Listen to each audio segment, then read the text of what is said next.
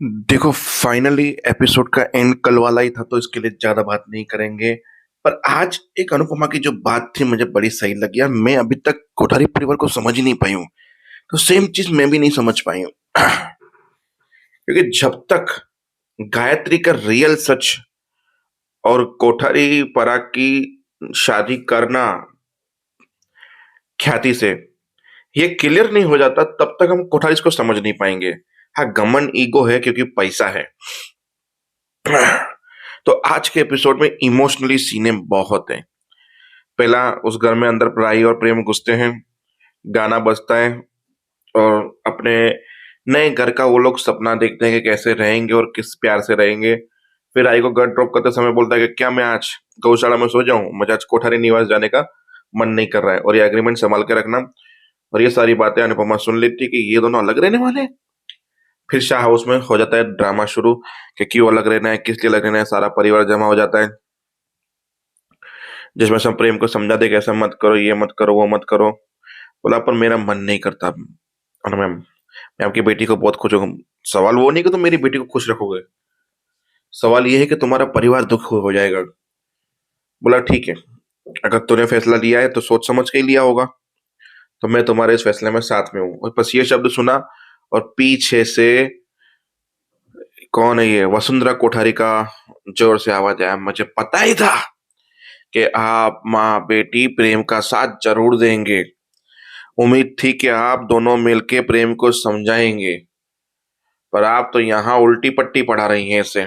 पता है कि आपको आपकी बात मानता है, फिर भी आप उसे उल्टी पट्टी पढ़ा रही हैं।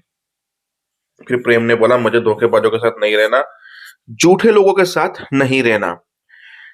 याद कीजिए कि आपने क्या झूठ बोला है, कैसे बहाना किया बीमारी का, ये वो उसको सुना दिया। फिर ख्याति ने समझ लिया कि भैया मैं पकड़ी गई हूँ, मतलब ये ख्याति को वसुधा ने समझ लिया कि मैं पकड़ गई हूँ। तो फिर वो निकलते समय बोली, अनुपमा जी, उम्मीद थी कि आप समझोगे, पर आप आजकल गलत पट्टी पढ़ाने लगी हैं प्रेम को। बस ये बोल के निकल गए। और उसने भी बोला, शादी आपके घर में ही होगी, रीत भी आपकी, रिवाज भी आपके, घर भी आपका, शादी भी आपकी तरीके से होगी।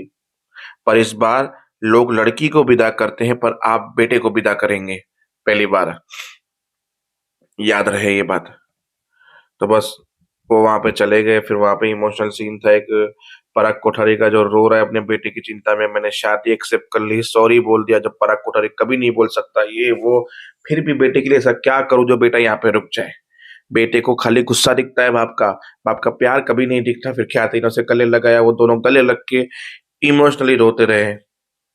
फिर क्याथी ने फोन किया प्रेम को, जब वो गाड़ी में था और अनुपमा ने बातें सुनी तभी क्याथी का फोन आ चुका था उसके पास। फिर उसने गुस्से में फोन काट दिया। ख्याति ने उसको समझाने की कोशिश की कि तुम्हारा बाप ऊपर से गुस्से वाला है पर दिल उसका नरम है, उसका प्यार देखो, ये देखो। बोला, अभी तक आप सेक्रेटरी बनना नहीं छोड़ रही है। सेक्रेटरी थी, बीबी बन चुकी है कोठारी की, अब सेक्रेटरी बनना छोड़ दीजिए पराग कोठारी की।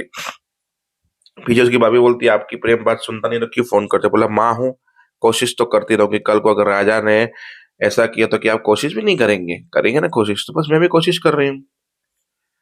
फिर राही का इमोशनल सीन था ये मैटर के बाद, जब अनुपमा के पास गई। बोला, मैं सब कुछ ठीक करना चाहती हूँ, मुझे परिवार चाहिए, मैं बचपन से परिवार के लिए तरसी हूँ। मैं चाहती हूँ प्रेम को मनाऊं पर परिवार में लेके जाऊं, उसके साथ रहूं पढ़ूं। हाँ, माना कि उस परिवार में थोड़े टॉक्सिक लोग हैं, अपने हिसाब से चलते हैं। प्रेम को वो चीज पसंद नहीं है, प्रेम की बात नहीं मानती हूँ तो भी दुखी रहूंगी क्योंकि प्रेम सुखी नहीं रहेगा मेरी बात मान के। अब उनकी बात नहीं मानी तो एक मन में गिल्ट होता है कि एक परिवार नहीं मिलेगा मुझे, मैं उनको एक नहीं कर पाई जैसे प्रेम ने हम दोनों को एक किया, साथ में लाया। मैं भी चाहती हूँ कि प्रेम अपने परिवार से मिले।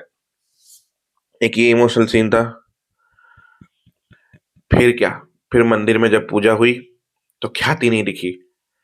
ख्याति ने बोला मंदिर गई है, पर बात खुश थी मंदिर में कान्हा जी को भोग चढ़ाते समय कि ख्याति नहीं दिख रही है, मतलब ख्याति ने कुछ प्लान रचा है। रचा ख्याति ने नहीं, रचा किसी और ने, ख्याति मोहरा बनी है। तो राही के पास मैसेज आया, दोनों मंदिर में मिले कि आपने मुझे बुलाया। बोला, हाँ, मेरा और प्रेम का रिश्ता तो तुम जानती हो कैसा है, पर तुम ये नहीं जानती कि पराग और प्रेम का रिश्ता कैसा है। फिर तुमने खाली गुस्सा ही देखा है उनका, दूसरी साइड देखी नहीं है पराग जी की, कि वो कितना बेटे के लिए तरसते हैं, इमोशनल है। और एक बाप जब अपनी औलाद के लिए तरसता है, उसके लिए रोता है, उसका दुख केवल तुम्हारी माँ जानती है। और तुम इस चीज को महसूस कर सकती हो कि जब तुम उसको छोड़ के गई थी तो तुम्हारी माँ की क्या हालत थी। तो मैं इतनी ही रिक्वेस्ट करूंगी कि प्रेम को तुम मनाओ और कोठारी निवास में रहने के लिए बोलो। बस वहीं पे एपिसोड खत्म होता है। इन दोनों की आगे बात कल होगी, यानी कंटिन्यू, कि कैसे ख्याति उसे इमोशनल करेगी। और ये खुद राही भी चाहती है कि ऐसा हो। राही प्रेम की वजह से उस घर में रहने के लिए रेडी है। तो अब देखते हैं कि इसका जो फैसला है राही का, वो प्रेम को कितना मजबूर करेगा। और यही फैसला राही का भविष्य में इसको नानी याद दिलाएगा। देखते हैं, मिलते हैं कल।